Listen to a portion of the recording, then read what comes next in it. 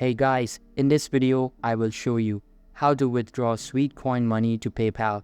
So make sure to watch the video till the very end. And let's begin.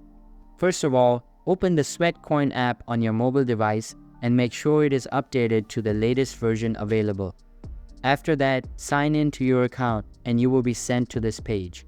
Here, tap on the person's icon at the bottom right corner and then tap on your profile icon at the top left. Then choose Settings. Now select Help, then choose Other Common Queries.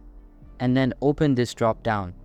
Here it is written that you can't withdraw Sweetcoin money to PayPal and it is currently impossible.